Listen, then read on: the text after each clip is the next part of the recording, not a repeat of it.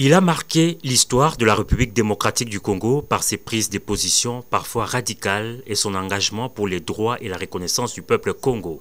Né Mwanda Ntsemi, décédé à Kinshasa le 18 octobre dernier, laisse un vide important dans le paysage politique congolais. Ce samedi 23 décembre 2023, des hommages populaires lui ont été rendus à l'esplanade du Palais du Peuple en présence du premier citoyen du pays. Très affecté, Félix Antoine Tshisekedi est venu saluer la mémoire de l'illustre disparu. Le chef de l'État s'est incliné devant la dépouille et a déposé sa couronne de fleurs. Des mots de réconfort, il les a adressés par la suite à la famille éplorée. Une famille également reconnaissante au président de la République et à son épouse. Nous tenons à remercier son Excellence, Monsieur le Président Félix Antoine Tshisekedi, que notre papa appelait affectueusement son neveu.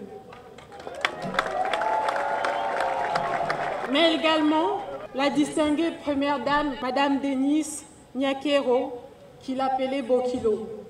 Nous vous présentons nos reconnaissances les plus sincères pour votre accompagnement dans le cadre de l'organisation de ces funérailles dignes de son rang, ainsi que votre accompagnement durant la convalescence de notre père. Ces obsèques revêtent ainsi une importance symbolique et politique permettant de rassembler les filles et les fils Congo.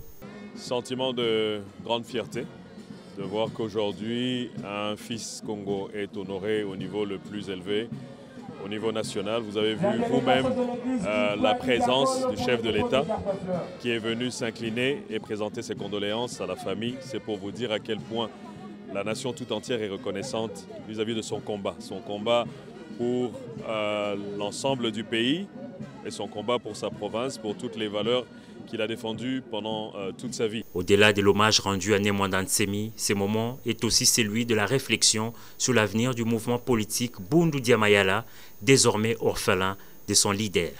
Son départ sans beaucoup de préparation nous a laissé vraiment dans beaucoup de soucis. Alors nous sommes en train d'essayer de nous rattraper pour voir comment on peut s'organiser. Mais Dieu merci, il nous avait laissé en plein congrès. On était en train déjà de voir comment on pourra commencer à faire les passations de pouvoir au sein du parti. Et c'était déjà une façon de prévoir son absence.